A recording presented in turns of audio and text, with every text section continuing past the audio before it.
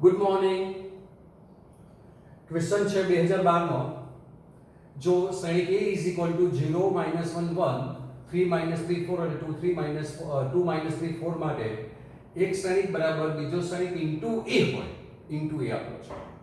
તો આલ્ફા બરાબર થઈ જગ્યા આલ્ફા શોધવાનો છે. એટલે કે આ જે શ્રેણિક છે તે આ શ્રેણિક અને શ્રેણિક a નો ગુણાકાર છે, તેમાં આલ્ફા બીજી હાર બીજા સ્તંભમાં છે. એટલે કે આ શ્રેણિક અને આ શ્રેણિક એની બીજી હાર અને બીજો સ્તંભ, આની બીજી હાર આ અને આનો બીજો સ્તંભ એનો ગુણાકાર કરીએ આપણે તો આપણે જવાબ મળી જાય. કે આ આલ્ફા જે છે તે અહીંયા છે, તો બીજી હાર અને બીજો સ્તંભ એટલે આપણી પાસે કોણ છે? બીજી હાર 0 1 -3/2 છે, બરાબર. અને બીજો સ્તંભ કોણ છે? તો કે -1 -3 અને -3 એ તમારી પાસે આલ્ફા થશે. એ કોણ થવાનો? આલ્ફા. હવે આનો ગુણાકાર 0, બરાબર, -3 અને માઈનસ માઈનસ પ્લસ 3 * 3 9/2, બરાબર છે. એટલે તમારી પાસે જે જવાબ છે તે 9 - 6, બરાબર, /2 એટલે કે 3/2 જવાબ આવે. તો તમારી પાસે પ્રોપર આન્સર જે છે તે સાચો જવાબ ઓપ્શન નંબર બી છે. ત્યાર પછી a = this, તો a² - 4 એ બરાબર થઈ જગ્યા a² જોઈશે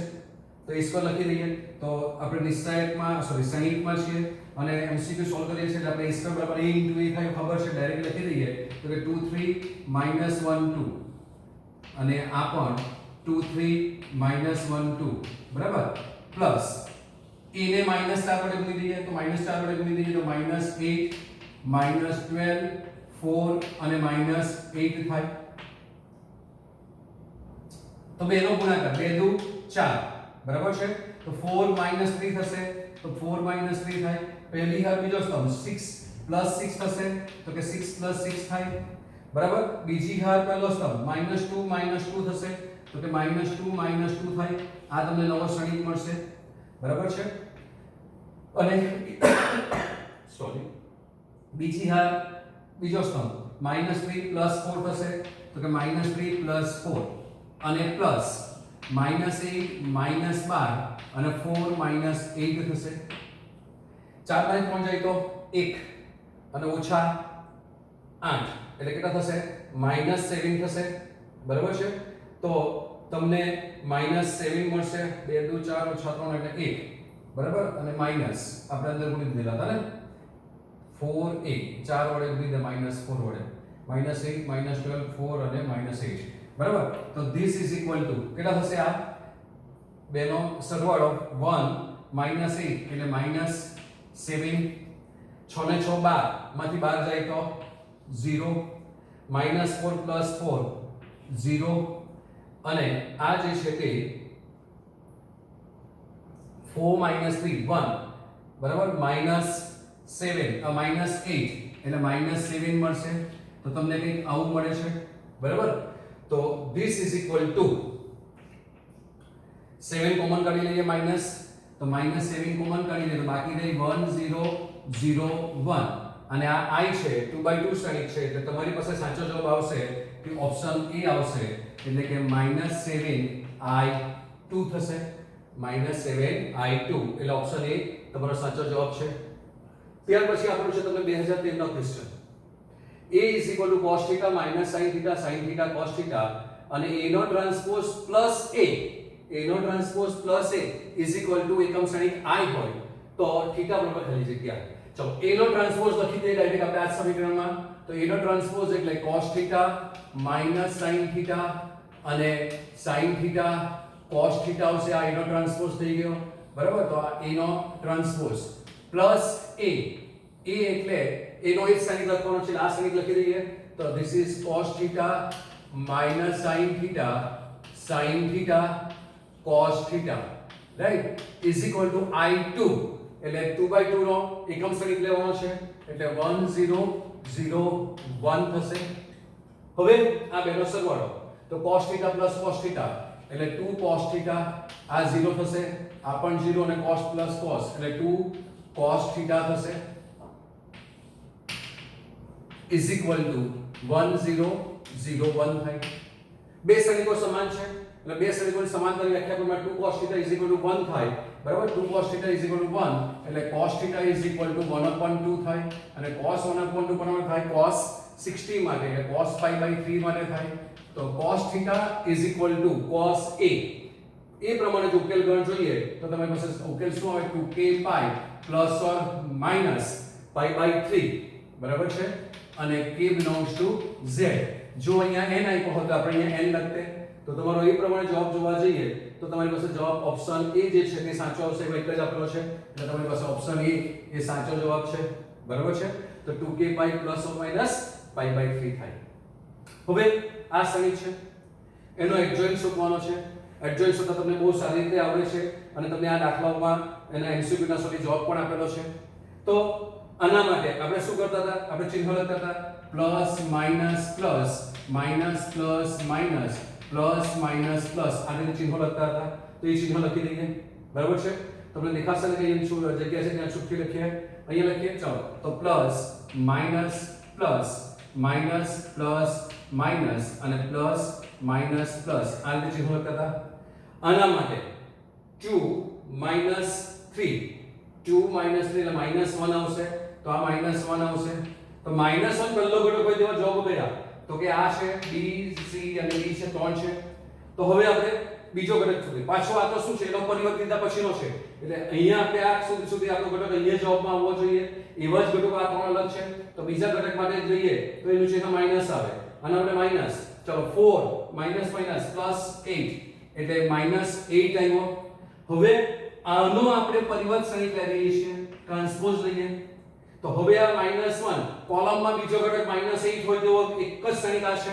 તો આપણે જરા ચેક કરી લઈએ કે આ જવાબ સાચો છે કે નથી તે તો ત્રીજા ઘટક માટે શોધી કાઢીએ તો કે -6 -4 એટલે -10 થશે તો -10 અહીંયા આવી ગયો હરનો સ્તંભ થઈ જાય તો હરનો સ્તંભ થઈ ગયો આ એટલે તમારી પાસે પ્રોપર આન્સર કયો છે B એટલે MCQ માં તમારે બધી ગણતરી કરવાની પણ જરૂર નથી તમે આ રીતે તમારો ટાઈમ બચાવી શકો છો સમજ્યા દીકરાઓ તો આ રીતે તમે ટાઈમ બચાવશો તો તમારાથી દાખલાઓ જલ્દી થશે નહીં તો તમને દાખલાઓમાં પ્રોબ્લેમ આવશે જ બરાબર ત્યાર પછી આ દાખલો છે કે x -5 -1 અને આ જે શ્રેણિક આપેલા છે તે ત્રણ શ્રેણીનો ગુણાકાર એ શૂન્ય શ્રેણિક છે તો આપણે x ની કિંમત શોધવાની છે આપણે ટેક્સ્ટ બુકના એક્ઝામ્પલો સોલ્વ કર્યા ત્યારે જોયું હતા આવા દાખલાઓ અને મેં કીધું પણ હતું તમને કે આ ટાઈપના દાખલાઓ MCQ માટે કામના છે બરાબર તો આ તમારી પાસે જે છે તે 3/3 શ્રેણિક છે ને આ 3/1 છે તો આ બે સરખા છે બરાબર એટલે તમને નવો શ્રેણિક કયો મળશે 3/1 મળશે તો આપણે એનો ગુણાકાર કરીને લખી દઈએ x -5 -1 તો છે જ બરાબર ચલો પહેલી ધાર પહેલો સ્તંભ એટલે x 0 * y 0 અને 2z એટલે જવાબ શું આવશે x 2z થશે બીજી હાર પહેલો સ્તંભ 0 2y z થશે એટલે આ 2y z થાય ત્રીજી હાર એટલે twice x 0 3z થશે એટલે twice x 3z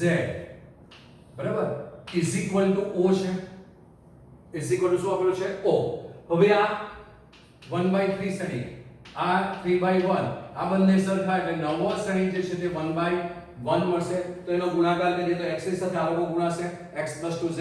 પ્લસ આની સાથે આ અને આની સાથે આ એટલે ગુણાકાર કરીએ તો this implies x into x plus 2z બરાબર -5 into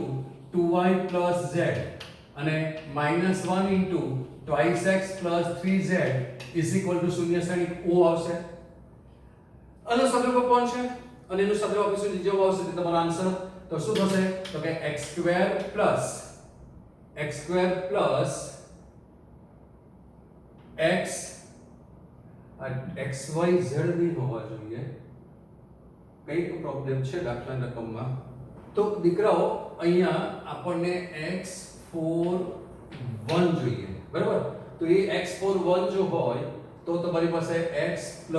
0 + 2 એટલે આ 2 થશે બરાબર પછી બીજી હારમાં 0 + 8 + 1 8 + 1 થશે અને આ twice x + 0 + 3 થશે આવું કંઈક થશે બરાબર તો એનો ગુણાકાર જે છે તે તમારી પાસે હવે શું થશે બરાબર સોરી આપણી પાસે રકમ જરા ખોટી લખાઈ હતી તો x * આપણને શું મળશે આપણે એને સાફ કરી નાખીએ તો એને જો બરાબર સાફ કરી નાખીએ તો આપણી પાસે આ જે છે તે x x + 2 -5 અને આ 8 ને 1 9 થશે એટલે 9 અને માઈનસ twice x + 3 = O કહેવાય બરાબર છે કે આપણે દીકરો x ની કિંમત શોધો તો તેમાં y ને z કેવી રીતે આવી છે એ પણ વિચારવા જેવું ખરું ને એટલે રકમ લખવામાં ભૂલ હતી અહીંયા એટલે અહીંયા y અને z ત્યાં 4 અને 1 જ આવે બરાબર છે ચાલો કઈ વાંધો નહીં આપણે સુધારી કાઢ્યું તો this is x square plus twice x minus 45 minus twice x અને minus 3 equal to 0 થશે 2 2 કેન્સલ થયા બરાબર છે 45 ને 3 48 થશે બરાબર એટલે x square is equal to 48 એટલે કે x is equal to plus or minus root 48 થાય x is equal to plus or minus root 48 અને root 48 એટલે plus or minus 16 48 થાય એટલે 16 root 3 હા હવે જવાબ આવ્યો 16 root 3 એટલે સોરી 16 એટલે વર્ગમૂળમાં એટલે 4 root 3 એટલે તમારી પાસે ઓપ્શન A જે છે તે ઓપ્શન A સાચો જવાબ આવશે બરાબર છે હવે 2014 નો દાખલો 3/3 sin k માટે determinant of twice a is equal ખાલી જગ્યા determinant of a આપણે સૂત્ર તમને ખબર જ છે કે determinant of k a હોય તો k raised to n into determinant of a થાય k raised to n into determinant of a k raised to n into determinant of a થાય 3/3 છે એટલે k raised to n કોણ છે 2 એટલે 2 raised to 3 into determinant of a એટલે કે 8a એટલે કે અહીંયા આન્સર 8 આવશે એટલે ઓપ્શન ડી સાચો આવશે બરાબર છે ત્યાર પછી a is equal to b sir determinant of a equal to 3 તો determinant of a એટલે આનો determinant લેવાનો નિશ્ચય લેવાનો ડાયરેક્ટ વિસ્તૃત કરી નાખીએ તો કેટલા થશે તો કે -4x અને +27 is equal to 3 થશે બરાબર છે તો 27 ને સામે લઈ કેટલા થશે 24 એટલે કે -4x is equal to -24 થાય એટલે x બરાબર 6 મળે તમને this implies x is equal to 6 એટલે ઓપ્શન ડી જે છે તે સાચો જવાબ થાય ત્યાર પછી 2014 નો દાખલો છે તે કે જો a is equal to abcd તો adjoint of a નો ઇન્વર્સ હવે દીકરો તમને ફોર્મ્યુલા ખબર છે કે a inverse is equal to 1 upon determinant of a into adjoint of a થાય આ તમારી ફોર્મ્યુલા છે a inverse is equal to 1 upon determinant of a into adjoint of a થાય તો મને પહેલા કોની જરૂર પડશે adjoint of a નો ઇન્વર્સ શોધવાનો છે adjoint of a નો ઇન્વર્સ બરાબર છે તો adjoint of a જે છે તેને જો હું m કહી દઉં તમારે m નો ઇન્વર્સ શોધવાનો છે બરાબર છે તો adjoint of a એટલે પહેલા મને adjoint of a ની જરૂર પડવાની આ a છે 2/2 શ્રેણિક માટે adjoint of a શું થાય તો કે આ adjoint of a જે છે તે અગ્રવિકર્ણના ઘટકોની અદલાબદલી તો અગ્રવિકર્ણના ઘટકોની અદલાબદલી અને પ્રતિવિકર્ણનું ચિહ્ન બદલવાના એટલે જવાબ શું આવવાનો d - b - c અને a અહીંયા આવી જશે આ adjoint of a થઈ ગયો બરાબર તો adjoint of a no determinant તો determinant of adjoint a is equal to શું થશે તો કે AD - BC થશે એટલે એ જવાબ આવ્યો AD - BC થશે આ adjoint no determinant this implies this is determinant of adjoint of A 1 upon determinant માં adjoint A into adjoint of adjoint A adjoint of adjoint A તો એ પોતે થાય શ્રેણિક તમને ખબર છે બરાબર આ adjoint તો તેનો adjoint લેવાના તો adjoint of adjoint A એ તે પોતે જ થશે તમને ખબર છે અગ્રવિકર્ણ ઘટકોને અદલાબદલી પ્રતિવિકર્ણ ચિહ્ન બદલો એટલે પાછો એ થઈ ગયો તો કે this is A થાય બરાબર તો તમારી પાસે હવે આનો જવાબ કે adjoint of A નો ઇન્વર્સ તો કે adjoint of A નો inverse is equal to 1 upon determinant of adjoint A into adjoint of adjoint A આ ફોર્મ્યુલા આવશે A ની જગ્યાએ adjoint A છે તો એની જગ્યાએ adjoint A મૂકી દીધો બરાબર છે તો 1 upon determinant of adjoint A એ કોણ છે તમારી પાસે AD - BC તો 1 upon AD - BC વાળા જવાબ કેટલા તો કે આ ઇન્વર્સ છે ની કામ આવે આ ની કામ આવે આ બે કામ આવે તો આ 1 upon AD - AC છે ના પણ 1 upon AD - BC જ કહેવાય તો એ 1 upon AD - BC થાય એટલે 1 upon AD - BC થાય અને adjoint of adjoint A એટલે તે શ્રેણિક પોતે એટલે ABCD હોય તે જોઈએ તો ABCD હોય તે શ્રેણિક આ 1 તમારી પાસે એટલે જવાબ શું આવવાનો તમારી પાસે a b c d this is a એટલે કે તમારી પાસે પ્રોપર આન્સર કયો આવશે ઓપ્શન ડી આવશે બરાબર તો આ પણ એક સરસ સારો મજાનો એક્ઝામ્પલ હતો જો તમને તે કરવામાં ન ખબર પડે તો તમારે એડજોઇન્ટ ઓફ a ની જગ્યાએ તમે b લઈ લો કે તમારે b નો ઇન્વર્સ શોધવાનો છે એટલે એડજોઇન્ટ ઓફ b બરાબર શું કહી દેવાય એને b બરાબર તો આનો એડજોઇન્ટ ઓફ એને b કહી દો એટલે પછી તમે દાખલો ગણો તો પણ તમારો દાખલાનો જવાબ આવશે પણ આમાં કંઈ વધારે કંઈ તમને તકલીફ પડે એવું છે નહીં એટલે તમે સારી રીતે સોલ્વ કરી શકો છો બરાબર